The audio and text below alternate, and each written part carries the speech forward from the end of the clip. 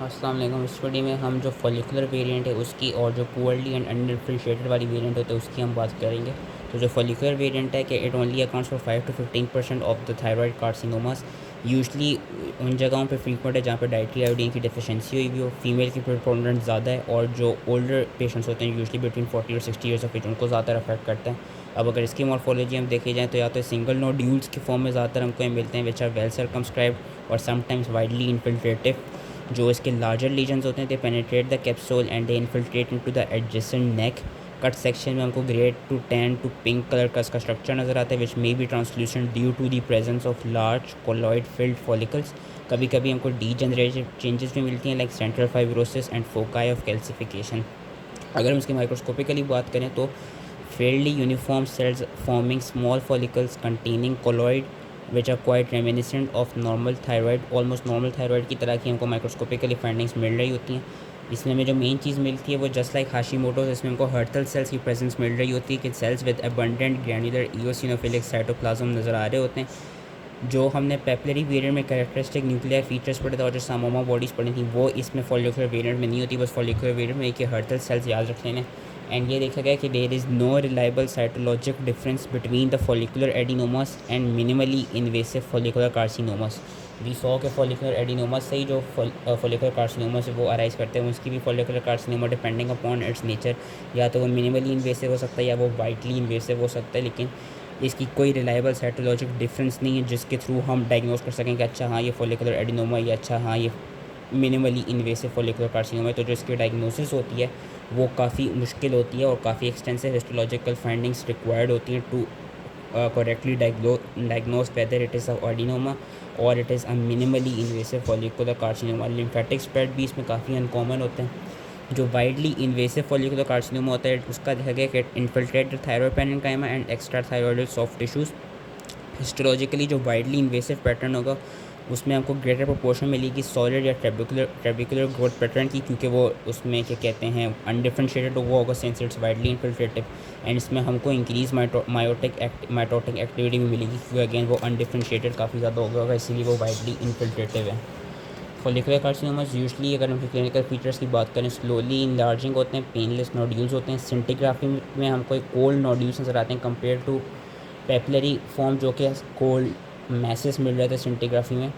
ये देखा गया कि अगर तो कोई बहुत ही वेल डिफरेंशिएटेड लीजन है फॉलिकुलर कार्सिनोमा का तो हमको वो वॉन नज़र आएगा सिंटिग्राफी में, लेकिन यूजली हमें कोल्ड नोड्यूल्स नज़र आते हैं सिंटिग्राफी में।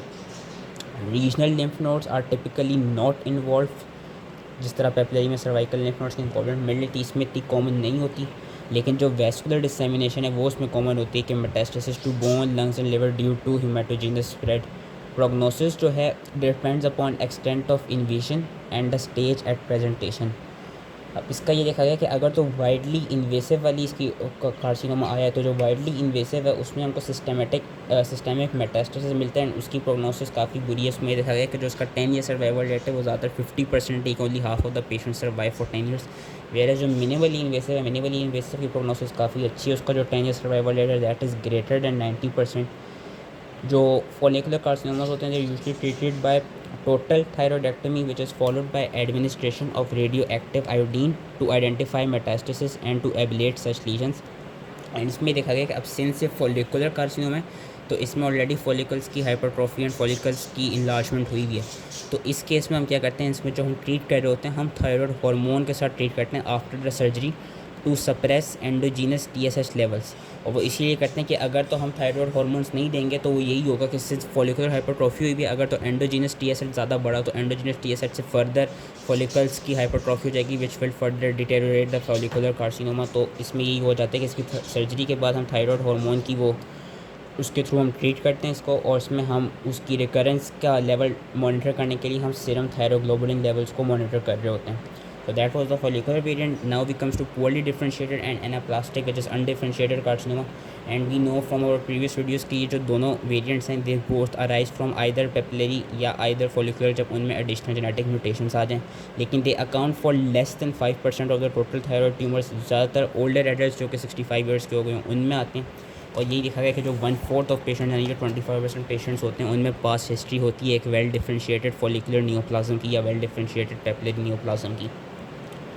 माइक्रोस्कोपिकली हमें क्या मिलता है कि जो कार्सिनोमा है composed of cells with minimal follicular differentiation arranged in insular और trabecular growth patterns and intra tumoral necrosis is frequent और फ्रीक्वेंट माइटोसिस। इसमें ये इसकी जो अगर हम एनाप्लास्टिक जो कार्सिनोमा इसकी अगर हम बात करें तो उसमें हमको जो किस तरह की मॉर्फोलॉजी मिलती है, एक तो लार्ज प्लियोमॉर्फिक जाइंट सेल्स नज़र आते हैं with osteoclast like multi nuclear giant cells, spindle cells नज़र आते हैं हमको सार्कोमेटस अपीयरेंस के साथ, और कभी कभी हमको दोनों स्पिंडल और जाइंट दोनों मिक्स्ड सेल्स नज़र आ रहे होते हैं।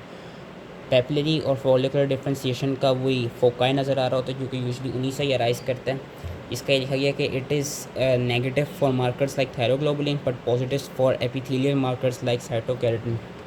जो ये वाले ट्यूमर्स होते हैं they are rapidly enlarging and they produce bulky neck masses. They spread beyond the thyroid into adjacent neck structures or they have metastasized to the lungs at the time of presentation.